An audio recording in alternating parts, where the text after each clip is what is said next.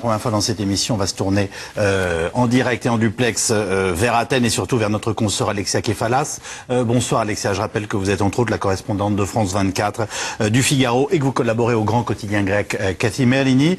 Est-ce que les Grecs ont été aussi surpris que nous par la décision de leur Premier ministre ?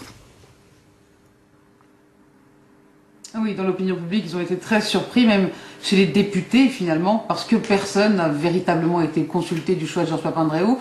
Et donc on assiste à tout un tas de scénarios, d'explications depuis. Tout le monde cherche un petit peu à savoir ce qui s'est passé dans la tête du Premier ministre.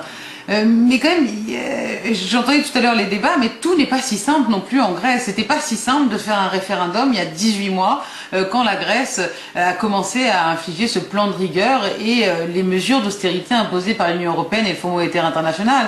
Je veux dire, il faut aussi qu'au bout d'un moment, il y ait une remise en cause de l'Union européenne et du Fonds monétaire international. Ils n'ont pas fourni la bonne recette à la Grèce parce que du coup, c'était tout simple, c'était austérité, austérité, austérité. Pendant un an et demi, les Grecs, on leur a coupé leur salaire, leur retraite, on a augmenté les taxes. On a vu les réactions. Au début, elles étaient très violentes, puis ça s'est calmé. Les Grecs ont déprimé, se sont vraiment indignés. Et puis maintenant, ça reprend, et ça reprend de plus belle, mais de manière beaucoup plus vicieuse. Parce que c'est pas du tout seulement ce qui s'est passé pendant la fête nationale. Ça, c'était quelque peu anecdotique, même si la symbolique est forte. Ce qu'il faut voir, c'est le quotidien.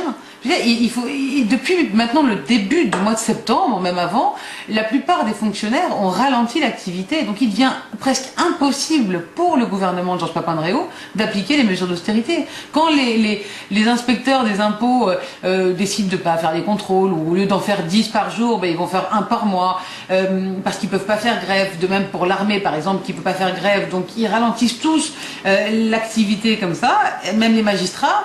Et donc ça gangrène le système, ça sabote le système, et ça arrive au bout de jusqu'en haut, jusqu'au top, c'est-à-dire jusqu'au Premier ministre. Donc à son retour de Bruxelles, il a vu que tout était finalement quelque peu bloqué, presque paralysé. Et donc il s'est dit qu'il a un choix stratégique à faire. Et on parle de coup de folie. Non, c'est pas forcément un coup de folie. Je crois qu'au contraire, il a véritablement pesé tous les éléments. Il pouvait pas faire des élections parce que c'était la défaite assurée et surtout c'était la crise politique assurée, même si c'est déjà le cas.